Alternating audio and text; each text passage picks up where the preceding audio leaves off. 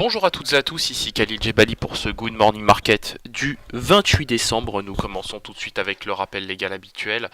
XTB France informe les participants que la présentation à venir et les informations qui vont être dispensées ne constituent pas en aucune manière une sollicitation ou incitation à acheter ou vendre des produits financiers. Voilà, nous commençons tout de suite avec le calendrier économique de ce jeudi matin, de ce jeudi 28 décembre.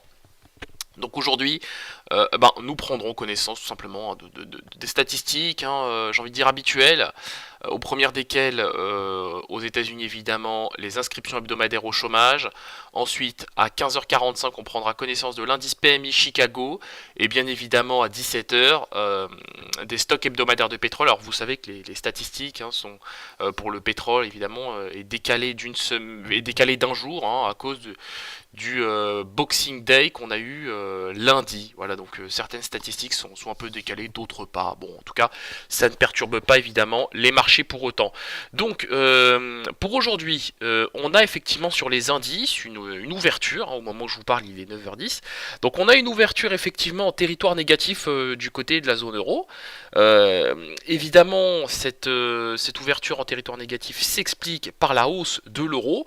Mais bon, c'est pas vraiment la hausse de l'euro qui explique la baisse des indices, c'est surtout ce n'est pas la hausse de l'euro qui explique la chute des indices, c'est surtout la baisse du dollar qui est elle-même imputable à la baisse des rendements du 10 ans américain. C'est un propos qu'on a eu l'occasion d'évoquer en début de semaine, on en a reparlé hier, et effectivement on voit que ça prend de plus en plus forme, on va le voir au travers de certaines classes d'actifs aujourd'hui. Mais effectivement, le biais, je dirais pas qu'on est dans un biais flight to quality, on est tout simplement dans un biais de baisse des rendements du 10 ans américain surtout, mais plus encore, on a peu de volume, peu de vol, on a peu de volume surtout, et donc les peu de volume qu'on a sur le marché, j'ai envie de dire, provoque un excès de volatilité, c'est-à-dire qu'un opérateur qui va faire habituellement 100 contrats DAX, 100 contrats DAX un 28 décembre et 100 contrats DAX un 1er décembre, ça n'a pas le même impact sur le marché, vous voyez. Et on le voit en tout cas, je donne un exemple évidemment, mais c'est pour vous donner une idée de ce qu'il se passe actuellement sur le marché, en tout cas au moment où je vous parle. Donc on commence tout de suite avec l'analyse de la paire euro-dollar. Donc conformément à nos attentes, l'actif a bien rallié le niveau des 1,1940, on le disait hier.